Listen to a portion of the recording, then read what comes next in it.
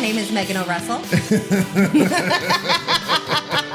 And my name is Christopher Russell. And welcome back to Page by Page, y'all. It's starting well. So what just happened, Megan? Why was I laughing like a maniac? You know what? We're going to insert that audio clip here. Whoa, This okay. is insert false start here.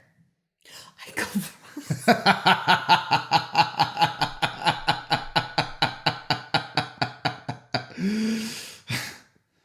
Everything's going so well. Okay, let's start again. Should that just be it? Should that be the intro? No.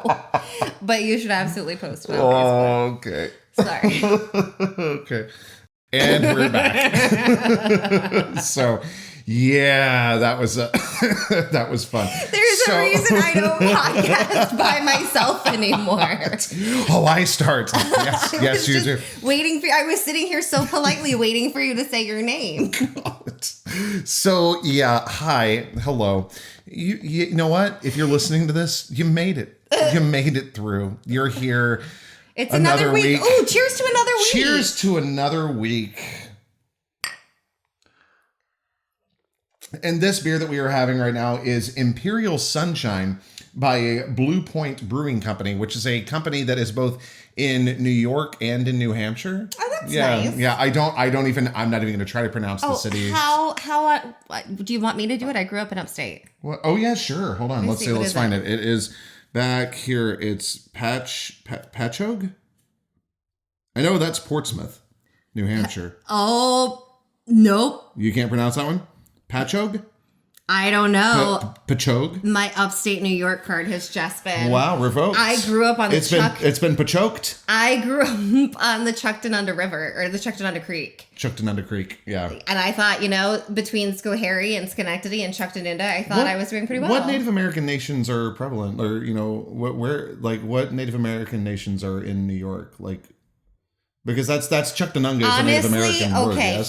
this is about to get real controversial. Okay, please. No, Go so ahead. You're honestly, in a safe space. I don't know as much about the Native American history in that part of upstate as I should. Are you about to talk about that one? Yes, oh because my gosh, the this only happened. local museum where I lived actually completely misrepresented the Native American population. Yes, they did. To have them living in teepees instead of longhouses. Yes. So basically, I have what they were trying to teach and what the school agreed to teach, because that was a school field trip we took every year.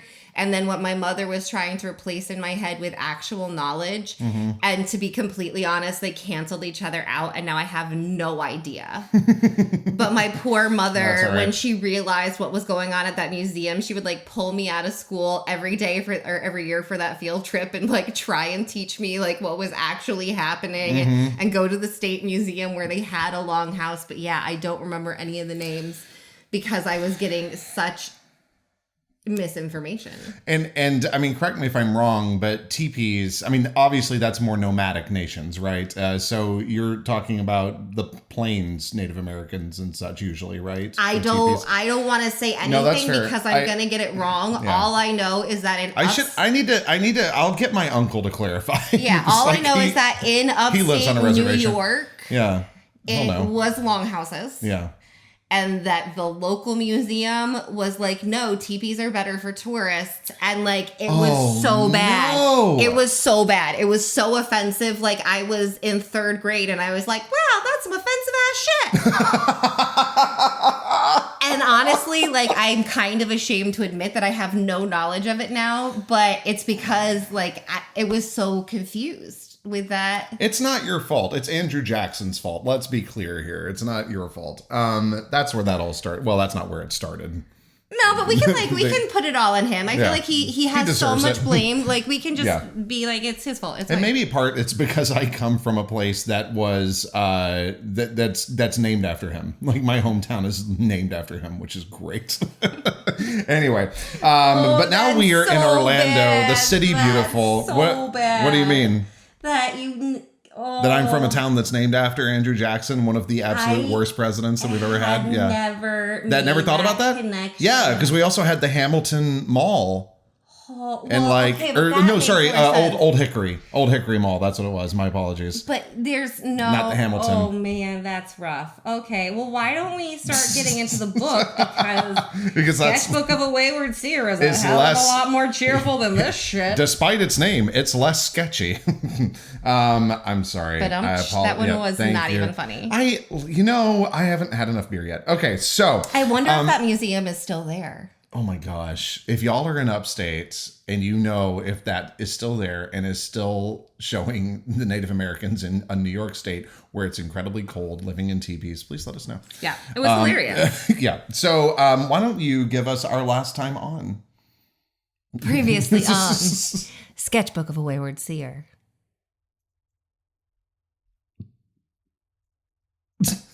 What? What the fuck happened last time? The crossing, babe. They went to the crossing. There were those potatoes. Okay, Boil I them, have mash them, stick them in a that stew. the new migraine medicine is like killing the short-term memory, man. Yeah, that's fair. Okay. Now I know what chapter we're talking about. Yeah. Because I'm already plotting next week's chapter, and I just about told the plot of this week's chapter. Okay, I don't even got it. pretend to understand how complicated this whole thing is. Okay, Okay. so then we're... Wait, so are we I'm snapping and starting no, again? Oh, no. Wait, you're gonna leave that in? Abso-fucking-lutely. I'm suck. leaving that in. Okay, wait, can but I- I'm going to not have the music play the first time so that it can really confuse people. They're like, the hell's happening? Oh my god, okay. All right, I'm ready. Okay. So go ahead. Hush. Previously on Sketchbook of a Wayward Seer. You suck so much.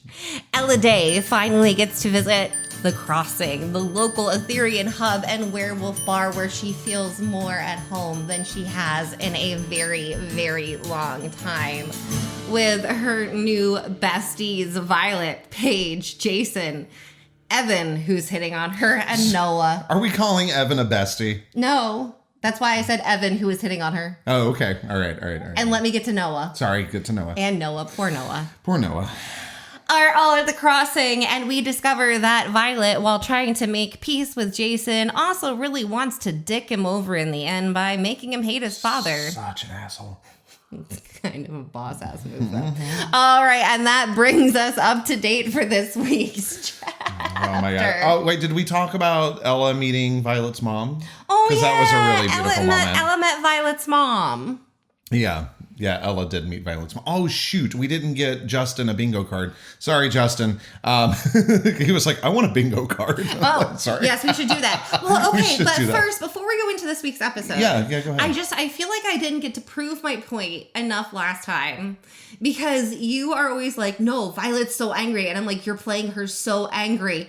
And I feel like her mom, like meeting her mom is proof that Violet is the most fucking functional of all of them. We haven't met Luca yet. I mean, we can deduce that Luca, in no way he's functional because he still doesn't know about Clara. Yeah, but the thing and is, all like, that. you being like, she's so angry, but like, Paige, Jason, Ella. Oh, of all of them.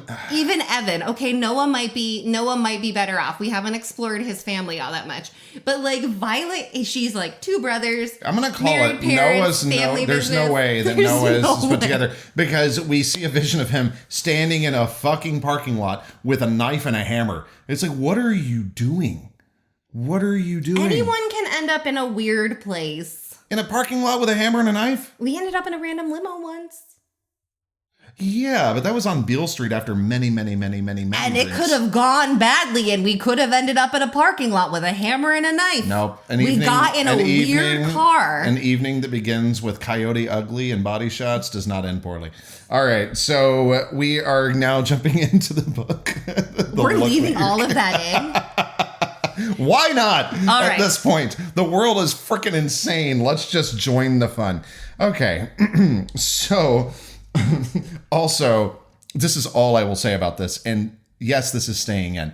But our friends in Canada, we love you. That's all. Cheers.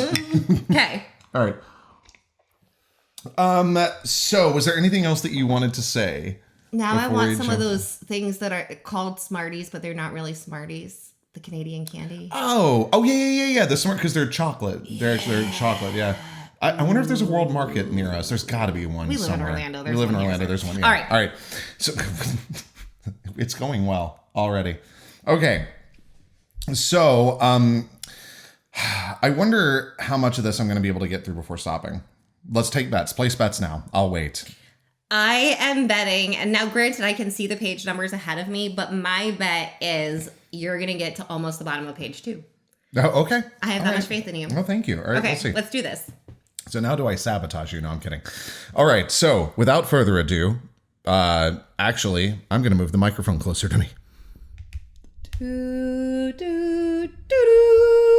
There we go. Sorry, our microphone looks a little like a rocket ship with it kind of does. A janky ass base. It does. All right, so without further ado, I present to you Sketchbook of a Wayward Seer by Megan O. Russell, Chapter 27.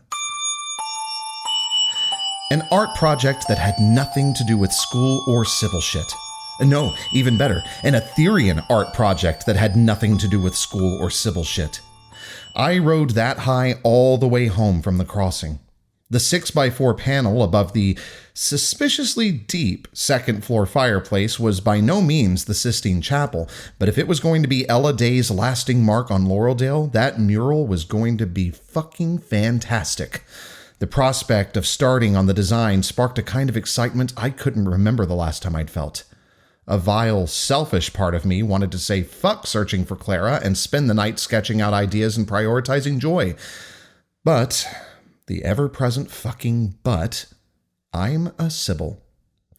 There's a reason Sybils exist, and with great fucked up in the headedness comes great fucking responsibility. So when I got back to Kate's, I called up the stairs, giving her a quick, "I'm home, dinner was great, gotta jump into homework," and scurried to my room like the twitchy rabbit Violet had dubbed me to be. Plow through homework, stare at cliff drawing, obsessing over accuracy of detail, dig into other Claravision moments, sleep through night. All manageable tasks until the sleeping part. I laid out my homework, assessing what actually had to be done before I could plummet back into Sybil mode. "You've got this, Ella." I hadn't realized I was alone until no one asked if I was okay.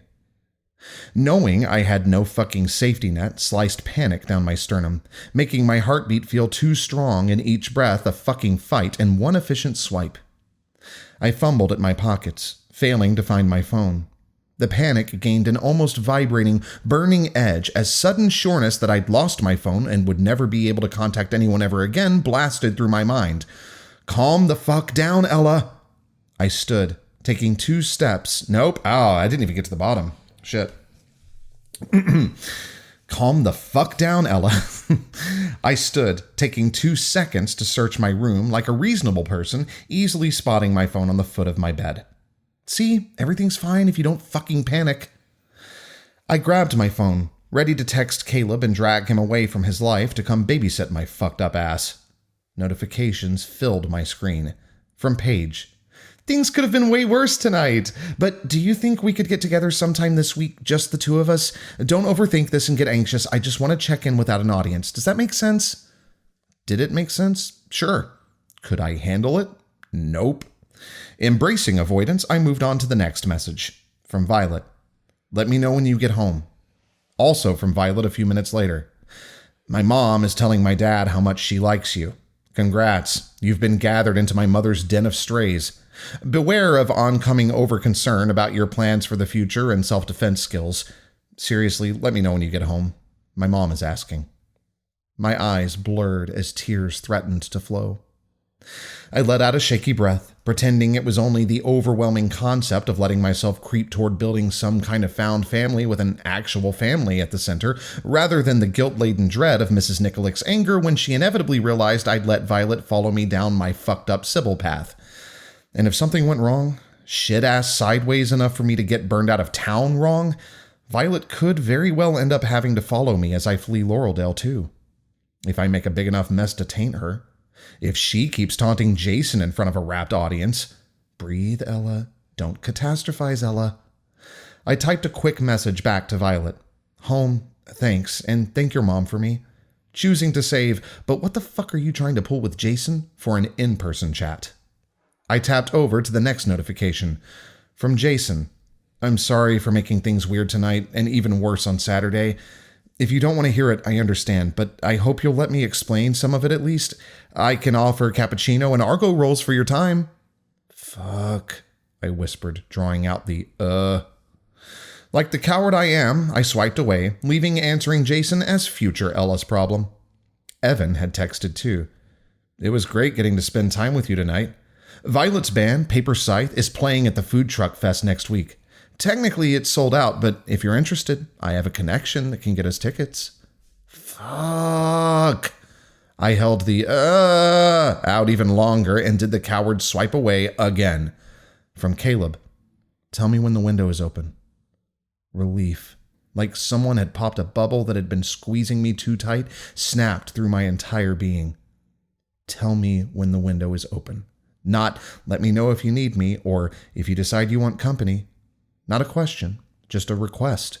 I wouldn't have to spend an hour debating between sending a pathetic plea to drag Caleb from his life or facing the nightmares alone. On it. I hit send as I stepped over to Caleb's window, sliding it open without having to fight the wooden frame. For a second, the need to leap out the window and disappear into the forest knocked every other thought aside. I could just start running. I wasn't werewolf fast, but I could cover enough ground before my legs gave out to make me difficult to track. I could find a quiet corner to get my shit together, then slip into the human world and just keep moving. Skipping from town to town was one thing my parents made sure I knew how to do. Unfortunately, they'd also made sure I knew the difference between running because you have to and running because you're scared. I backed away from the window, heading toward my desk. I needed to sit and start on homework. Step 1 was homework. I watched the open window rather than bother trying to summon the will to do algebra, not hearing any sign of Caleb's approach until he whispered, "Coming in," a 3 count before launching himself into my room. He landed in a defensive stance and froze, like he'd triggered a booby trap. The statue act gained a humorous note as, keeping the rest of his body perfectly still, he swiveled his head, checking the corners of the room. A full 4 seconds passed before he deemed the room safe enough to break the booby trap pose. "You good?" I gave him a teasing smile I didn't have to work for. "Yeah." His brow pinched into perfect wrinkles as he frowned. "Miss Blackwood's on the 2nd floor?" "She was a few minutes ago." Caleb nodded and closed the window behind him, flipping the lock back into place before setting down his backpack. Drops of mist clung to the fabric. "How long were you out there?" 10 minutes? Not even?" He took off his coat, hanging it on what had become his coat hook. "Violet warned me you'd be back." Warned. My brain snagged on the word. I dug the ball of my hurt foot into the floor, undoing any hint of broken toe healing my useless Sybil body might have managed. She didn't have to do that. His perfect fucking brow furrows deepened. Nope. His perfect fucking brow furrows deepened. "I thought I was supposed to be here tonight." "Supposed to?" "You can leave." Sweat slicked my palms. "I can make it through a night by myself." "What are you doing, Ella? The fuck are you doing?" "I don't think you being alone is a great idea." He tipped his head, studying my face before giving the rest of me a quick glance. "How are you feeling?" "Like if I'd known you needed a warning before having to deal with me, I could have sent you the alert myself?" The words wouldn't stop spewing out, even though my brain promised I couldn't breathe past the pinch in my throat. "I'm capable of taking care of myself for the 10 minutes it takes you to get here from your house. I don't need timed guard changes."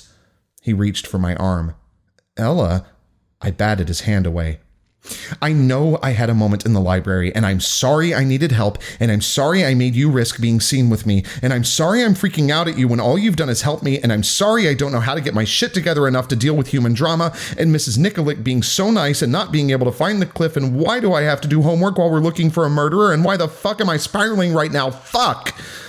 I covered my face with my hands, dragging in a shaky breath, letting out an equally pathetic exhale. "Apologize, Ella." "You're an asshat, Ella." My voice stuck in my throat.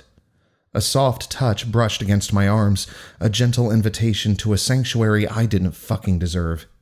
But my exhausted, weak-ass self didn't have the courtesy to refuse, so I leaned forward, pressing my still-covered face to Caleb's shoulder. "I'm sorry. Don't be." He wrapped his arms around me, not clinging to me or clutching me to his chest, more like a perfectly fitted comfort cocoon. A tiny bit of the tension between my shoulders eased. I really am sorry. For putting yourself through hell to help someone you never met? For dragging you into hell with me, and anxiety vomiting at you, and for being a needy, useless disaster? None of that's true. He rubbed slow, calming circles on my upper back, drawing out the rest of the overwhelm that kept me covering my face. I asked Violet to warn me when you were heading back so I'd have time to set my dad up for me to be gone for the night. I would have asked you to warn me, but I didn't want a message from me popping up on your phone to ruin things. Ruin things? I moved my hands enough to speak clearly. I didn't want to hurt whatever fun you were having. The way he'd wrapped his arms around me curved his shoulder into a perfect pillow as I looked up at him. Hurt how? Are you laboring under the delusion that Clara didn't come up? He straightened, his hold on me shifting like he might let go. I tensed, leaning closer, huddling against him, stopping just short of grabbing the front of his shirt and begging him to stay. He settled his arms around me, restoring my cocoon. What's wrong? Nothing, as long as you hold me tight enough to keep the mess that is me in one Sybil-shaped bundle. I should have gone for that version of honesty. It feels safe right here. I held his gaze, knowing the exhausted, tattered remnants of my emotional suppression skills would leave my pathetic need for comfort shining through, not having it in me to care how much damage laying that weakness at Caleb's feet could do. The angle of his brow furrows changed. Before I could start on an anxiety-fueled list of what the expression shift could mean, the lines faded, and he went back to rubbing slow circles on my back. I closed my eyes, listening to his heartbeat, using its rhythm to count my breathing. You can ask about the Great Crossing disaster, I said once my shoulders had lowered into the most normal position they'd achieved in a while. Just don't make me move. A rumble of faint laughter bounced Caleb's chest. I opened my eyes. It's a good story. I think I'm offering a fair trade. I'll take it. One corner of his lips lifted into a teasing smile that didn't quite fit the hint of pink on his cheeks as I nestled my head onto his shoulder and released my hands from their preparing to cling to Caleb's shirt placement, letting myself sink against him. His fey muscles could have felt like my chest were shifting against a statue with every breath, but the gentle graze of his fingers against my cheek as he brushed my hair away from my face and tucked the loose strands behind my ear banished any resemblance to cold, lifeless stone. I wasn't safe in Caleb's arms. There's no such thing as truly safe, but the feeling of safety offered more solace than I had any right to savor. Delusions are dangerous, Ella. Tisk, tisk, Ella. I couldn't make myself want to move. I didn't learn anything new about Clara at the crossing. I kept my head on Caleb's shoulder as I spoke. I did find out that Violet is planning some weird shit with Jason. With Jason? At Jason? Either way, I'm the supernatural twist in her machinations. What? Caleb stepped away from me, his hands dropping to grip my waist as he studied my face like he thought I'd crashed into another vision. Have I? Fuck, have I? Floor solid. Room steady, feet present. All good signs, so why did Caleb's gaze hold poorly veiled anger? What did Violet do? So far, bait him? How? Tension placed his chiseled jawline on display. She set him up to have his heart ripped out. A fey growl crept into Caleb's words. What has she asked you to do? Nothing. The growl deepened. If she's pushing you to do another ritual, hey... I took his face in my hands. Hey, breathe. Violet can't. There's no ritual, okay? I brushed my thumbs over the angry creases by his eyes. She's using what we've learned about Clara, not pushing for new information. He didn't relax. Violet's taunting Jason about his dad. She made him promise that if anyone ever proved something happened to Clara, he'd hate his dad forever. There were some good bits about Jason being so disgusted he'd never be able to look at his dad again tossed in there too.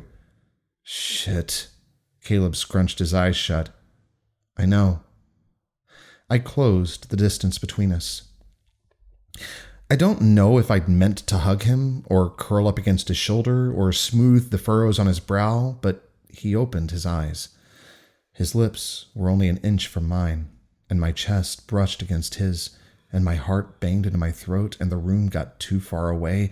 But the terror of falling into a vision didn't matter, because the only thing that mattered was Caleb.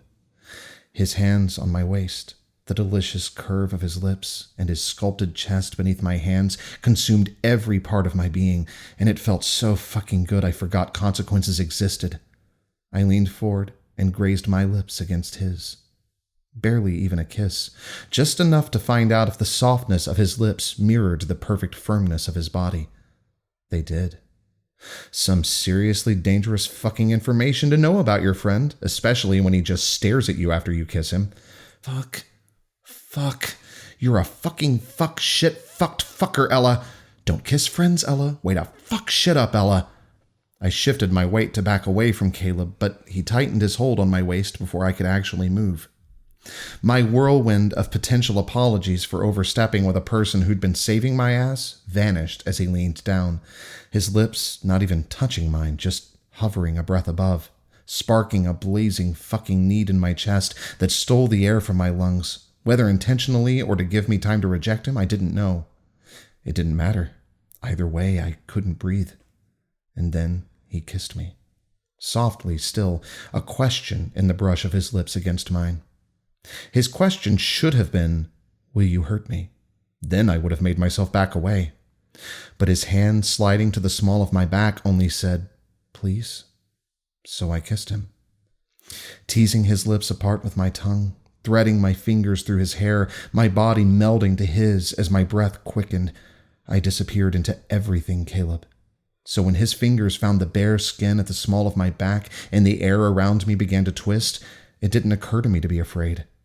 Caleb trailed his lips down my neck, skimming a kiss against the soft place beside my collarbone. A purring pleasure rolled up my spine, sparking into a hunger that surged through my veins. I needed to give him more territory, a larger canvas to paint the thrumming that followed his lips, but the collar of my sweater came up too high. The sweater had to die. Relinquishing my hold on his hair, I ran my hands down his arms, exploring the ridges of his biceps as I reached for the sweater's hem. I leaned away from him, just enough to pull off the fucking sweater, and opened my eyes. My room at Kate's was gone. The wide windows and carved desk had been replaced by corrugated metal walls and a shelf of rust-spotted propane tanks. The stench of rotting lumber and bleach had stolen the scent of expensive floral cleaner in old house. I slammed my eyes shut, curling into the safety of Caleb's chest, not letting myself look to see if he was really there, because I could feel him, his palms on my back, his cheek pressed to my hair. Nothing else mattered. Nothing else mattered. The stench didn't fade. Creak, creak.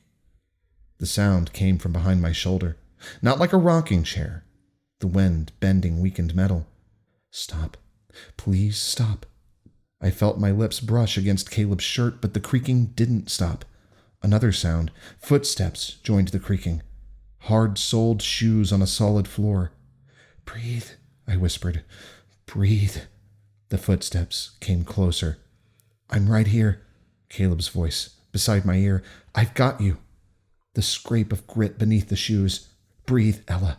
Open your eyes, Ella. I'm right here. Caleb's body curled around mine, protecting me from the thing he couldn't hear. You exist to bear witness. You're better than this. I twisted to look over my shoulder, clenching my teeth, ready to swallow my scream, but the world crashed into pure black. I knew my knees existed because I could feel them buckle. Caleb didn't vanish either. He never lost hold of my body as he scooped me into his arms. Ella? Ella? Fear filled his voice. My fingers brushed across soft fabric, and the world stopped swaying. Ella? Shit. Ella, can you hear me? I tried to catch hold of the fabric. My fingers almost managed it. Fingers that worked meant lips that worked. Caleb pressed his fingers to my neck. I'm fine. I dragged my arm through the mud-thick darkness, reaching for his hand. You're not. He took my hand. I laced my fingers through his, clinging on for dear fucking life as I scrunched my eyes shut as hard as I could. A weird whir rumbled in my ears. Webs of white sparks filled my vision, and pain pinched between my eyes. What's going on? Talk to me. I'm okay. I'm okay. I'm okay. I kept my eyes scrunched for 2 more breaths, then eased them open, blinking at the beautiful fucking light in my bedroom. A sob-like sigh hitched in my chest. Caleb sat on the edge of the bed beside me, my closer hand clasped in both of his. I'm so sorry. I shouldn't have let that happen. Stinging regret threatened to flood my stomach. I know physical contact can trigger visions. I should have considered... Wow. I rolled onto my side to face him. Is your guilt complex really bad enough you've already forgotten me kissing you first? A full human blush flooded the Fae's cheeks. My potential regret retreated. I kissed the back of his hand just to watch the red deepen. Everything causes visions these days, so you can't claim credit for that either. He didn't say anything. Seriously, I kissed the back of his hand again. He didn't blush this time. Please, Caleb. My fucking voice got tight. I need you to not feel bad about this. A long enough moment to let fear of regret surge back in passed before he finally nodded. What else do you need? Kiss me until I forget what visions are? Tell me why I could feel you when the world went black? Tear off my clothes and kiss every inch of me until my whole body's memorized the feel of your lips. Selfish Ella, unforgivably fucking selfish Ella. Tell me I didn't fuck up so badly you can't sleep here, I said. He frowned. Heat full-on blasted into my cheeks. Fuck. Caleb, I'm sorry I made things weird by having a meltdown at you, then kissing you, then falling into a vision while kissing you, then blacking out. That's a lot. And with your modest tendencies, I'll understand if you don't want to snuggle up for nightmare duty, but I'd really like you to stay. And I promise I won't pounce you, though full disclosure, I'm still actively thinking about your biceps. The satisfying red returned to his face. I shrugged my top shoulder. Jagged truth seemed appropriate. His crooked smile drew my attention back to his lips. Kiss him. His lips make you forget. Melting into him kept the vision from tearing you away. Jagged truth, Caleb said. Bad, Ella. We don't use friends, Ella. According to the rules I live by, Caleb said, I'm not allowed to stay. What? Why? I tried to sit up.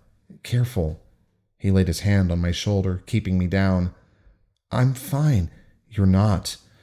Which is where the moral dilemma of attraction to weakness comes into play. A brutal ache slammed into my chest. I must have flinched because, frowning, Caleb lay down beside me. Not allowed doesn't mean I'm going to leave, okay? He pressed our joined hands to his chest. I promised I'd be here as long as you need me. That was before I fucked up. You didn't. He grazed his fingers across the place just above my collarbone where his lips had sparked fire in my veins. This time, I'm the problem Etherean. I coughed a single laugh. There's a reason Fae are known for exploiting others' weaknesses to serve their own purpose. We're born with the instinct to target vulnerable points. It's disgusting. I don't care what twisted survival purpose it serves, I hate it. I kissed the back of his hand. I believe you. I don't manipulate people. I would never do that to you. I believe that one too. He didn't seem to notice the hint of humor in my voice. At least his sad smile didn't brighten. I would very much like to be kissing you right now. Fire blazed in my cheeks and sensation surged to all the best places. But you find comfort in my presence. My sleeping here helps you, but I want to sleep beside you for my own selfish reasons too.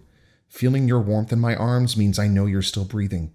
And being here to wake you up from your nightmares keeps me from having to wonder if you need help and no one's here to give it. Very selfish of you. In a Fae way, it is. He pressed a kiss to our joined hands. And now that I know the taste of your lips, I don't want to try to make myself walk away from your scent. Not when you might need me. Not when...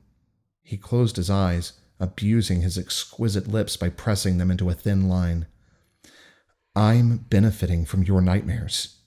I managed a nearly silent laugh. I think your math's off. It's not, but I'm still staying. The tension in his forehead eased as he let out a long breath and opened his eyes. I made you a promise, and a vow outweighs the weakness versus gain issue. Caleb, You can't actually think you're capable of evil machinations. Everyone's capable of cruelty. I just have cause for extra vigilance. His toss-away grin lacked believability. I can usually keep the logic tree under 5 steps. It's a quick precaution. I'm sorry you have to do that. Compared to visions, moral self-checks seem petty. One man cannot devour the suffering of the world. Caleb raised an eyebrow. I wanted to kiss the momentary asymmetry of his forehead. Then I could kiss his cheeks, then his lips, then whatever other part of him he'd let me get a hold of. But Caleb had promised to be here to help me. Pouncing him during the fulfillment of that promise with the selfish intent of using the heat his lips leave on my skin to make me forget visions even exist would be me taking advantage of him, which would make me the exploitative asshole Caleb strives not to be. Which would be wrong. Meaning one quick kiss to make sure I wasn't exaggerating the perfection of his lips would be wrong. Right? Get your shit together, Ella.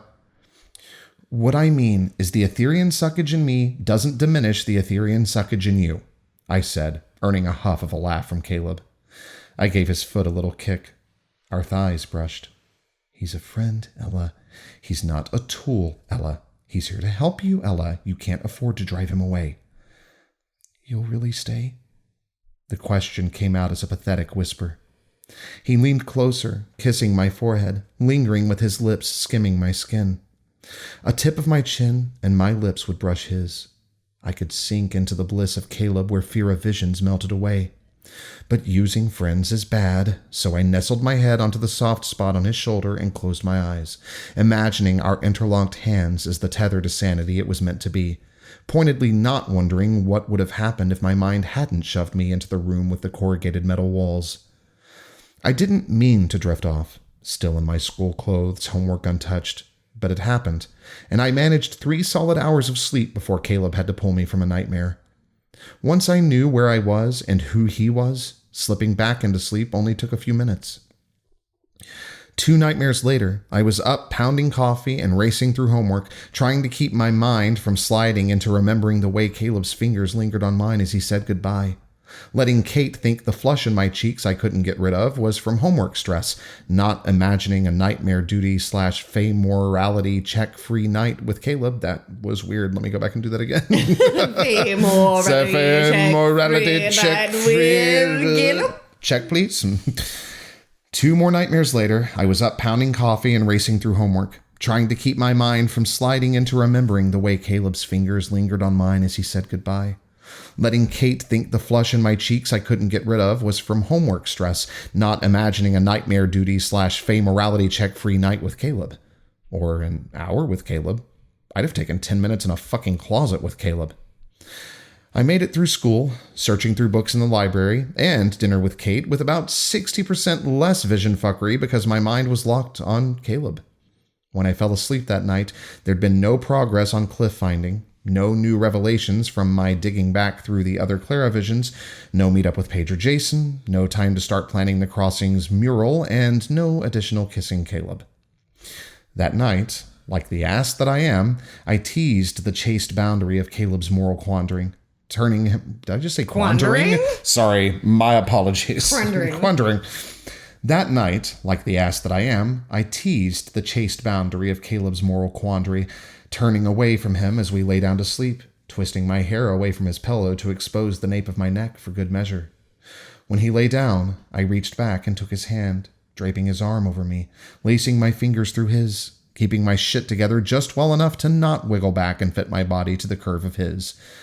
A mere 2 horrific nightmares later, I woke up feeling closer to normal than I dared hope for. Yeah, I said that right. I want to do it again. A mere 2 horrific nightmares later, I woke up feeling closer to normal than I'd dared hope for, and everything was fucking great. Until a reminder buzzed on my phone. Carver funeral today. Wear black. Walking shoes. And thus ends this week's chapter.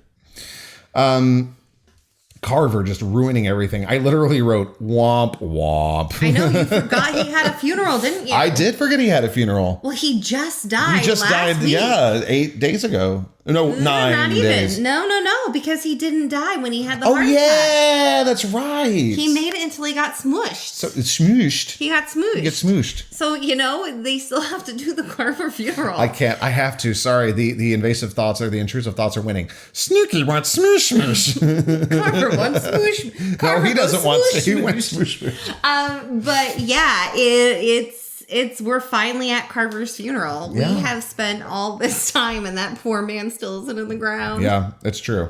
It's true. Okay, so why don't you tell us what are you laughing about? Nothing. Are you sure? Yes. Are you laughing about Carver going smoosh smoosh? He goes smoosh smoosh. Yeah. All right. So how do you feel about the chapter? This was Ella's first kiss of the, well, no, not technically Carver's first kiss. No, I thought you meant Ella's first kiss in her life, and I was like, oh, I'm no. shit. Yeah. No. She's a werewolf bar girl. Like, she's kissed some people. Like, this is not, my first kiss with Caleb. Yeah, no, but still, this is her first kiss in Laureldale that's not a near cadaver. Yeah. And it's also like, it's her first kiss as Ella Day. Right.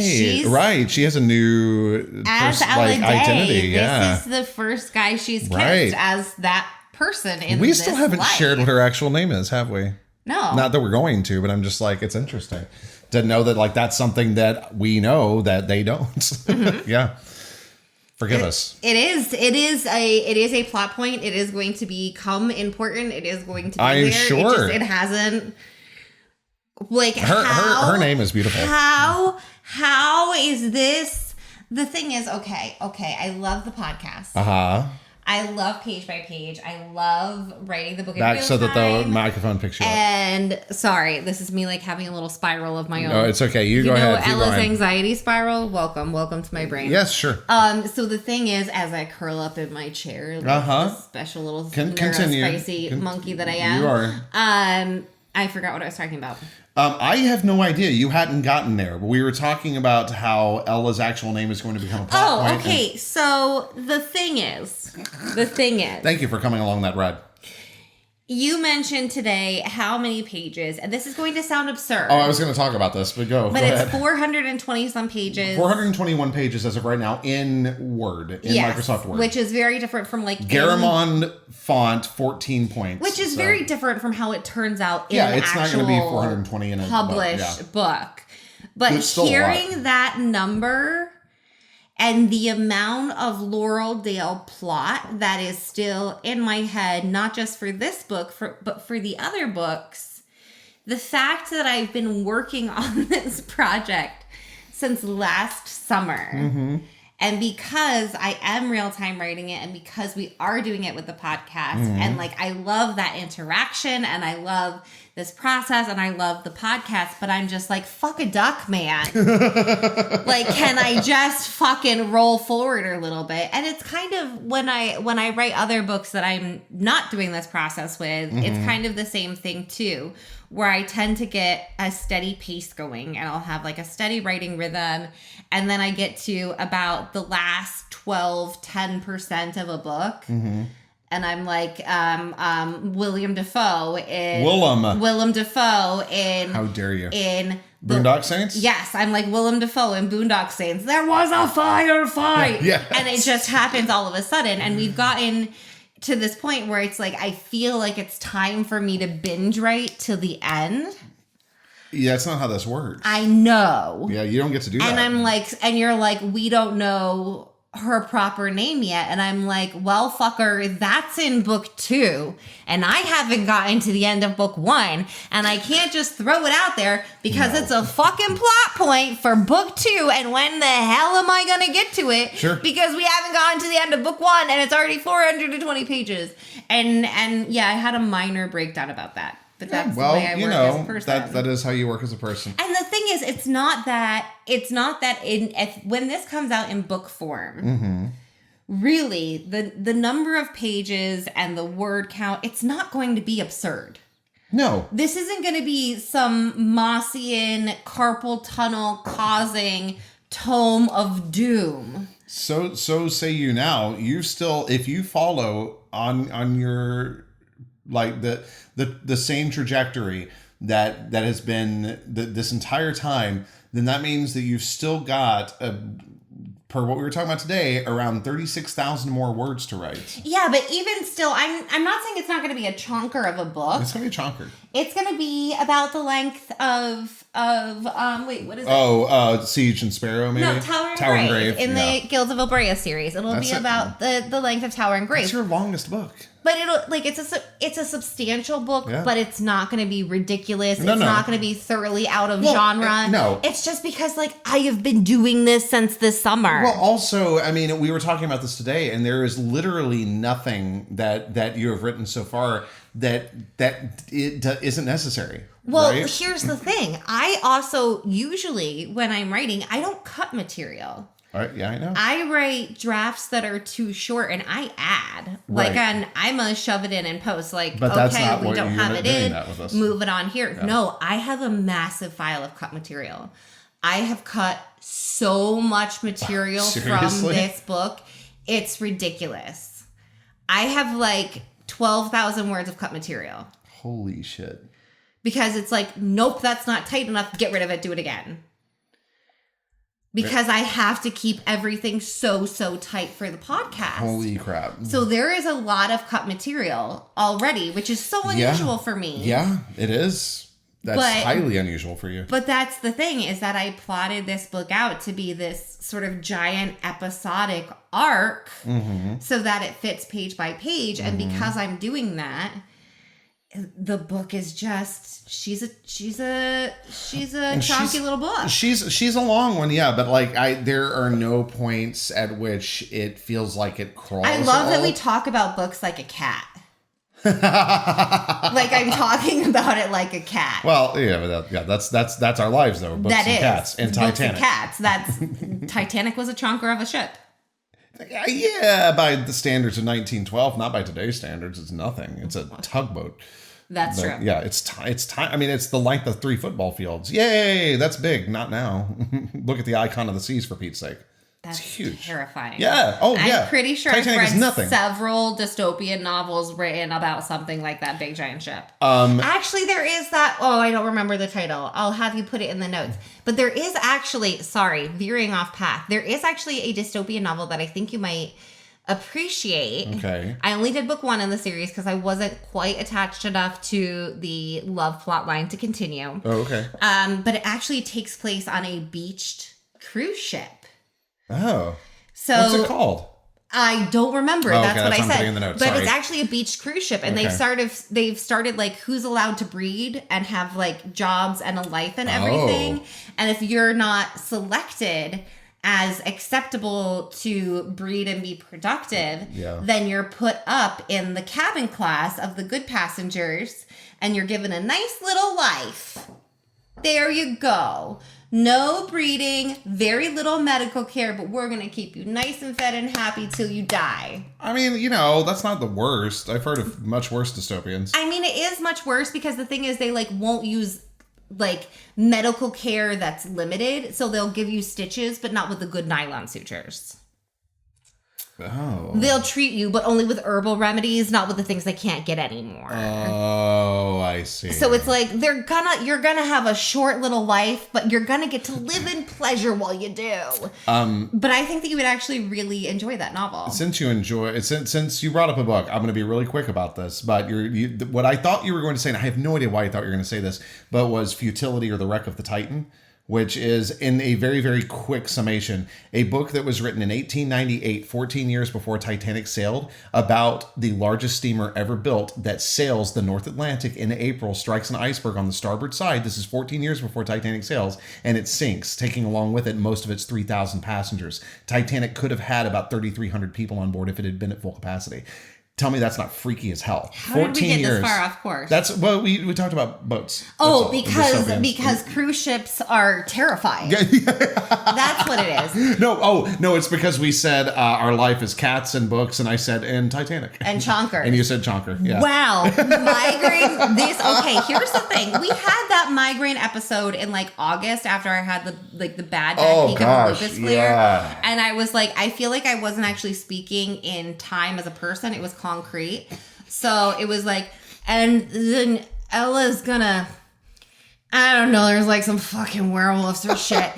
But this one, I am very easily distracted, but I feel like I'm speaking at a human pace. So yeah, high five your face. Yeah, thank you. All right, so okay. Do you have any questions before we sign off? Because we have gone right? so far down the yellow brick road. No, it's okay. Okay, so I will rapid fire these. But first of all, I think it would be funny for you to talk about what you had talked about with me today. About there's a reason Sybils exist, and with great fucked up in the headedness comes great fucking responsibility. But there was, what was the word in there that was before? It was like... No. Oh, sorry, go ahead. So I want you to picture this. Okay. All right. Blue-haired lady, incapable of sitting with her feet on the floor. You're my blue-haired girl. At home with 3 cats. Yep. And she's writing, and she gets to this line, and she goes, there's a reason Sybils exist, and with great fucked up in the headedness comes great fucking responsibility. Comes morose fucking responsibility. Comes fucking morose responsibility. Comes great fucking morose responsibility. Great fucking responsibility. Now picture me walking around my house for about a half hour, talking to my cats, tidying, going, morose responsibility. Fucking great fucking comes great fucking, and this is what I do. This is what I do. For those of you for listening. A living is I wander around my house with my cats glaring at me like, the fuck did we end up in this situation for? I could have ended up at the Hemingway house in Key West if I was going to live with us or shit. Instead, they just have me going, fucking morose? Great fucking morose. Morose responsibility. Morosely great, sad, twisted. Like that's the reality of life here. That's where I am in life. Help me. Send help. This is my life, and I chose it, and I love it. Help. So I'm just hoping in my mind's eye, I see somebody driving around tomorrow listening to this episode and getting to that point in the episode when they're like at a drive-through and you just hear like morose fucking morose great and morose fucking great. I was just like, oh my God. It's like those great TikToks of like people going through drive-thrus listening to erotica. And then she found his velvet wrapped steel. Oh God. So completely. Wait, I just came up with the best Comic-Con thing. This is no. Should I go as velvet wrapped steel? No, we're gonna get little steel rebar, cut it into tiny chunks, and wrap it in velvet.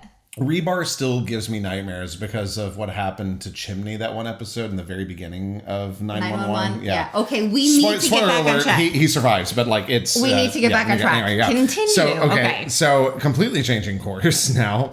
The Violet's text, seriously, let me know when you get home. My mom is asking. I was like, oh my God, stab me in the fucking heart. Like, it's just Violet's so family sweet. is functional almost. Like, yeah, werewolves, and they want to adopt her into their little family. Well, they took Clara in because Clara needed a place to go. Yeah, but Clara sounds like she was a complete fucking mess. I mean, Ella is too, but it sounds like Clara was more so. Well, Clara needed some place to get a second chance. Hold on. This is interesting. I don't know if you meant for it to be this way, but it was Clara's situation kind of in any way a statement on the foster system. Because I met some kids growing up who were fostered by this family who, now that I have grown up and know more about that family, I'm like, oh God, they were doomed. They just were. If you're fostering, you are typically just, I can't even imagine how you do that. But this family, I mean, all of the people I know who are foster parents, like, are some of the best, most loving. Well, but that's the thing, is that there are some amazing people in the system, but then there are those places that are just bad. Yeah, but every one of them that I met that they would take into foster, I could not even imagine the shit that they went through, because I know that the foster care system is broken, but it was just like, God. So is Clara like a result of any of that? No, Clara is just like a wild child who caused too much fucking drama at home. Where her wolf-like energy, like everything you're trying to imbue on Violet with, like the anger, the this, the that, like Clara just had it. Okay. And so she had gotten herself burned out of town. Sure. She needed some place to go. She needed someone to take her. And Mrs. Nicholas, like, no, you're not going to put this kid out there with nobody. Like, give them to me. We'll take them. Yeah. And that's kind of Mrs. Nicholas' vibe is like, no, you don't get to just throw these kids away. Right. That's not how we do. Mm-hmm. And like, yeah, to her, Ella's this poor little wounded puppy who's not really a werewolf. Well, but it's not. much like people who need to get the ugly vegetable at the grocery store because they'll be afraid that it's going to rot because no one's going to pick it. Like, Mrs. Nicholas has to pick the ugly vegetable that is Nola or Ella. Jack and his emotional support mango. Yes. Yes. Okay, moving on. I love that ends it. Okay. So you said something while we were doing our read aloud edit that I was like, oh, this is something we should discuss. So you said something about you were calling the chapter this scene. And I went, huh. I had never really, I don't know that I'd ever heard you refer to a chapter as a scene. Is that the way that you typically think about books when you're writing them because you were an actor? Or is that how you're thinking about this particular project because of the podcast? So what is the difference, if there is one, between a chapter and a scene? I think of it less as scenes than this. Okay. So normally when I'm writing a book and I can put a chapter break like wherever the fuck I want, yeah. I don't have to be like, this can carry a podcast episode. I can be like, ooh, this is a pretty final line. It doesn't matter if this chapter was only 1,800 words. Like, ooh, what a sexy little zinger. I'll start a new chapter here just to give people a break to go to bed. You know, whatever. I can just put a chapter break. That's nice of you. I can put a chapter wherever the fuck I want. That's true. So a lot of times in that, I'll think of things in terms of scenes. So, oh my God, people aren't going to be able to put this book down because of the way that it's written. Because I can't give break points. Oh shit! I'm sorry, y'all. But that's those the of you thing, who find this later. I try to give breaking points, like especially if I'm like, okay, I'm going to go into like a 3,000 word battle scene chapter. Right. I'm already 1,200 words into this. I'm not going to give them 4,000 words. Like, I will cut it with this sexy little stinger line so that I can pull them on if they have time before bed. If it's 2 a.m, great. Here's your break. You'll be thinking about it all day. You didn't do that for us at the end of Siege and Sparrow with that huge battle. You didn't let us rest. Well, no, because there was no break in it because of the POV. Yeah, whatever. Because that POV in that series, if you know what I'm talking about, only gets 1 chapter at the beginning and 1 chapter at the end. So it all had to go into 1 chapter. God. But normally when I'm writing it, I'll think of it in terms of a scene. I'm talking about all the way from the bodies being dropped off at the palace door. Like, come on. Well, yeah, because 1 chapter. Ugh. That's it. That's all you get. But so normally I can think of it in terms of like this scene could be 3, 4, even 5 chapters. Oh, by the way, when I say dropped off, I mean literally dropped at the palace, like dropped from the air. Yeah, that gives you enough reason to go read those books. Guilds of Ilbrea. Find them anywhere. Anyway, go ahead. A lack of splat, though. A lack of splat. Well, you know why there's a lack of splat, right? There's snow everywhere. No. Oh. It's all frozen hard, but it's not frozen shattery. Oh my God, I didn't think about that. You were so twisted. Yes, but normally I'll think of it in terms of scenes because I can do it with that. But in this, I think of very much in terms of chapter because to me, chapter equals episode, which means what I can do. Yes, I understand that our cat is staring at us in the creepiest fucking way right now. It looks like she's going to jump onto the table from the... It's potentially true. But so that's sort of the difference to me. Yeah. And in this one, I do have to think much more in terms of... Here she comes.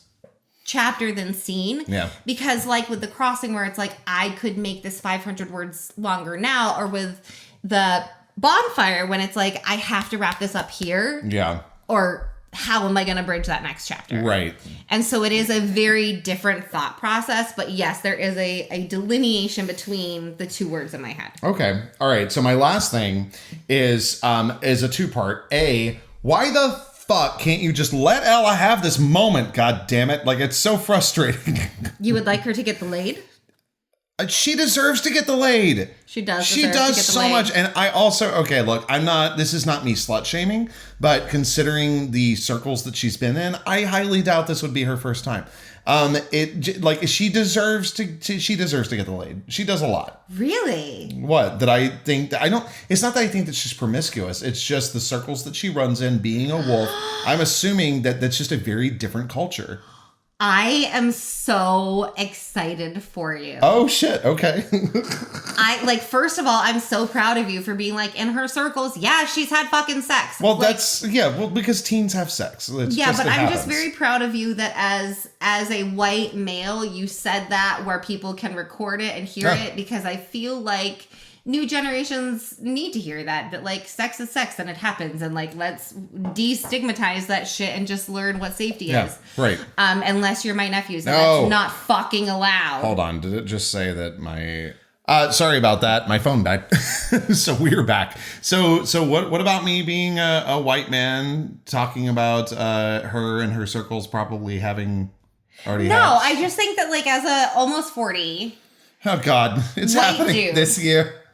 Oh god, we need to figure out what we're doing. Long-term married. Yes. All of that good stuff. I just think that you saying on record that there's nothing to be ashamed of and that it's open is great, because I feel like you get a lot of people with blue hair like me being like, no kids, like people are telling you shit that you don't need to hear. Right. Is one thing, but having someone who looks like you, all respectable with your partial comb over. It's not a comb over, it's a part. That combs to one side with longer hair on one side than the other. You know why? Because I think that you fit the definition. The last. No, it's for Titanic. No, I get it. No, it's not that. The last haircut that I got, he left the hair long over on this one side. I know. So since you technically have a comb over, oh god, I feel like someone with a comb over being like, kill me now. No, youths, like the concept of this purity culture does not need to carry on. Forgive me, everyone. I'm going to quote Harry Potter right now for a second. Sorry. Kill me. Yes, you're that old. Okay, continue. But no, first of all, I love that you're like, probably because she's werewolf. And I love that you're like, it's in her circles. Like, but I'm so excited for this for you. Oh, okay. I'm so excited. Okay, then my second part of this is their trauma. My God, do they both have reasons for being this worried?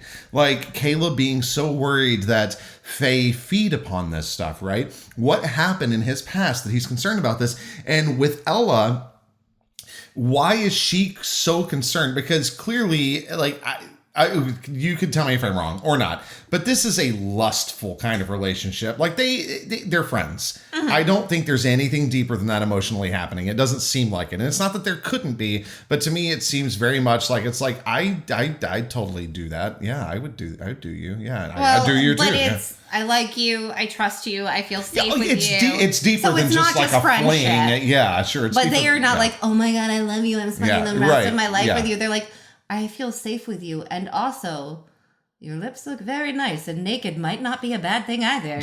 I would kiss, whatever he'd let me kiss. It's like, oh my God.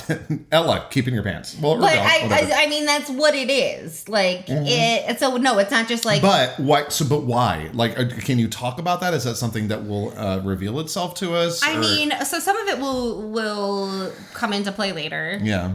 With Ella's name. Nope, don't think about it. Shh. But some of it is think about Caleb specifically, like he's half Fae. He's being raised by his human dad. Do we know what happened to his mom? She left. Oh my God. Does he ever see her? No, it's not safe, because if he sees his extended family, they could take him into the forest where his dad can't get him. So she left for his good. No, she left because she didn't want to fucking deal with it anymore. And then his grandparents were like, oh my God. Well, then this kid should come with us. And his dad was like, fuck you, I'm leaving. So that's why he has... When do we get to meet his dad? Is his dad Charlie? His dad is not Charlie. His dad is IT at the hospital. Look, you know how I feel about Twilight. But that's why... But Charlie's great. Charlie's great. But that's why Caleb is on Blackwood land instead of the Pacific Northwest, where he should be, because his dad moved him. With the Cullens? He should be with the Cullens? No, he should be in the Redwood Forest. Oh, okay, yeah, sure. But he's not. He got moved because his dad had to move him cross country to keep him safe. Gotcha. Okay. So like he's dealt with like Faye are gonna kidnap your kids. Yup. Faye are gonna use you for their own purposes. Yup. Wow. Faye are gonna fuck you over. Yup. Do we get to see this? at some point? Are you going to explore like that level of the Fae, like social circles and everything? Yeah, okay. But for him, like, yes, I know this is about Ella, but still, I'm just curious. Yeah, but okay. there are fine. other reasons. But if you were in therapy with Caleb, there are other things that have happened. Sure, but you would niche down to like, oh, your mom fucked you over doing Fae shit to your family, and it got worse. Yeah, obviously, you're not going to trust that part of yourself. Oh, poor guy. Okay, and what about Ella? Ella dicks over everything all the time. Every choice she makes is dicking something over. I didn't know if this had something to do with like a friend that she had made in a previous like town or something. If there was a specific incident. Yes. You know? Oh, okay. All right. Cool. I don't need to know I will confirm the incident. I will not confirm the other part you said. Oh, okay. All right. Okay, well, I think that's all I've got for you. So do you have anything that you want to add? Yes. So no, because we were looking at the Kickstarter. Oh my gosh, right. Thank you for saying that. Yes. So one of the things that I've been looking at, because now we are getting to the part of the book where I just want to binge write. You can't. I'm sorry. No, it sucks. It's okay. I did this to myself. And literally it's for a good reason. And y'all, I'm keeping her to this. She only writes a chapter a week. That's it. That's all she gets. There may be a file with notes, but it's just notes. It's not written chapters. Anyway, but I just pinched my forehead weird. I don't know what we're talking kiss about. The furrows in your brow. About the Kickstarter. This migraine medicine, man. Wow. But it's better than your other stuff. It is. I feel like I'm talking really fast and I have no idea what I'm saying. But that's okay. Continue. Listen to it on 0.5 wait, speed. I forgot what it was again. Can you please Maybe you remind can't me? be on this. Yes, we're talking about the Kickstarter.